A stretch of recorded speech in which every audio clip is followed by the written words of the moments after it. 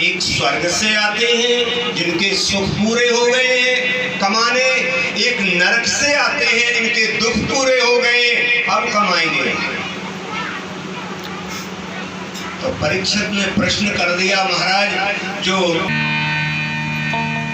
स्वर्ग सता नाम ही जीवलोके चत्वारि चिन्हानि वसन्ति देहे दानं प्रसंगो मधुरा च वाणी देव पूजनम मनुष्य तर्पणश्च। जो स्वर्ग से निकल के आए हैं और कामना भी स्वर्ग की ही कर रहे हैं, क्या लक्षण है उनका? सबसे पहला, स्वर्ग स्थिता नाम ही जीवलोके चत्वारि चिन्हानि वसन्ति देहि। 4 चिन्ह हैं उनके। दान प्रसंगो, मन में एक भावना है कुछ दे दूं, बेटी को दे दूं, दीन को दे दूं, निर्धन को दे दूं, पड़ोसी दुखी को दे दूं, ये भावना आती उसके मन में। दे दान प्रसंगो मधुरा, जब बोलते होंगे तो फूल से खिलते होंगे। देवताओं की पूजन करने मंदिर पर चला जाए, तीर्थ में चला जाए, बैठ के जाप करने लगे, संकल्प 2 माला का किया है 5 करके हो गया, मन लग जाए। और मनुष्य तर्पणम च, मनुष्य कोई दुखी नहीं होंगे उससे। इस स्वर्ग से आया है, तैयारी कर रहा है स्वर्ग की। तो परीक्षित ने कहा महाराज नरक में से आए हैं वो और नरक में ही जाएंगे, वो कैसे है? तो सुखदेव मुनि कहते हैं अत्यंत कोपा, क्रोध होता है उनके पास में। अब क्रोध के बारे में विभीषण ने कहा है महाराज तामस तन कछु साधन नहीं और प्रीत न पद सरोज। ढोंग कर रहा है क्रोधी, तो क्रोध में तो पाप बसता है, भगवान कहाँ बसते? अधिक क्रोध करने वाला, अत्यंत कोपा कटुका चबाणी दरिद्रता चा स्वजने सुपैरम, अपनों से ही बैर। ये नरक से निकल कर आया है। आज कथा बिल्कुल एकदम ये मानो आप एक्सप्रेस की तरह चलेगी। काय की तरह? एक्सप्रेस की तरह। ये पूरी जिंदगी का पहला क्रम है कि 7वें दिन वृंदावन में कथा चल रही है। 40 वर्ष की कथा की दिनचर्या में 3 दिन तक भगवान वृंदावन में ही बने रहे, मथुरा तक नहीं पहुंच पाए। न मालूम क्या हुआ, चलती नहीं कथा। तो आज कथा कैसे चलेगी? एक्सप्रेस की तरह। एक्सप्रेस समझ रहे हो? छोटी स्टेशनों पे खड़ी नहीं होती।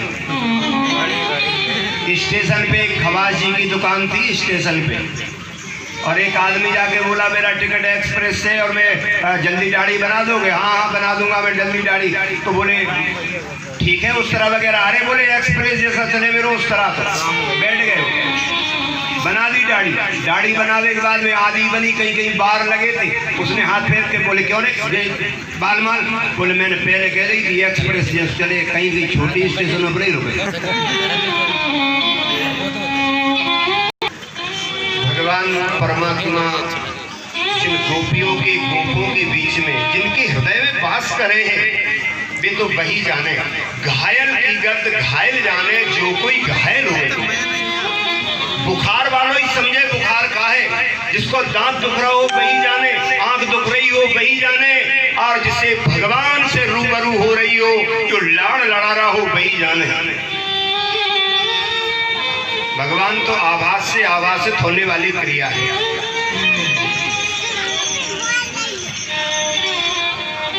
आई अकेले ही आए मनोहर सच्चिदानंद भगवान की। बहुत बढ़िया है।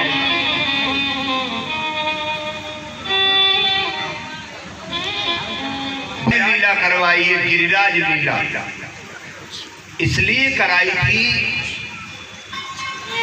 कि कलयुग में लोगों को पूजने क्या बचेगा। मंदिर तो अभी बनेंगे, टूटेंगे फिर बनेंगे, परंतु यमुना तो वही है। और गिरिराज वही है, अयोध्या की जगह तो वही है, सरयू वही है, मंदिर तो निर्माण होते रहे, करवाते रहे।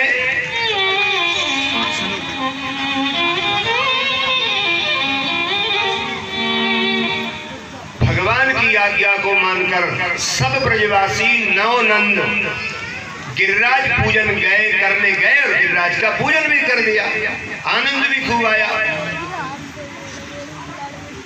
परंतु ये अच्छा नहीं लगा इंद्र महाराज को।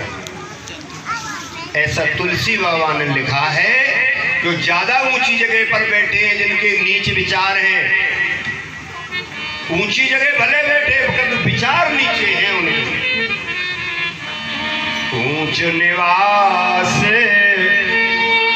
नीच कर तूती, ऊंच निवास नीच कर तूती, ऊंच निवास नीच कर तूती।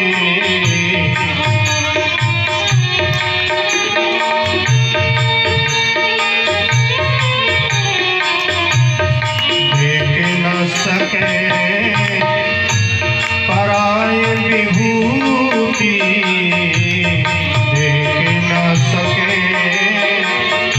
पराय विभूति।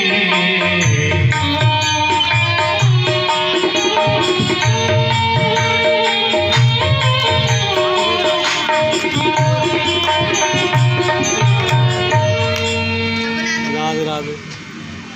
हर वर्ष करते थे पूजा, आपकी नहीं करी, क्रोध आ गया उन्हें। तो कवि लिख रहे हैं, क्या लिखा है कवियों ने? देख यज्ञ हानि शक्र रियहिस ठानी, रीत करे है अयानी, खल शीघ्र इन्हें दंडिये। गैयन सहित नंद नंद और धरानंद, कीजिए निकंद आज गिरिवर को खंडिए। इतना क्रोध कोई बचे ना, सब मर जाए। ऐसा जब कहा तो बादल झुमट आए, मेघमालाएं टूट पड़ी, कूकत है मोर झिंगुर मचावे शोर, पवन झकझोर अंग बाण सर से लागे हैं, बांध बांध जोर घन घोर आज ब्रज।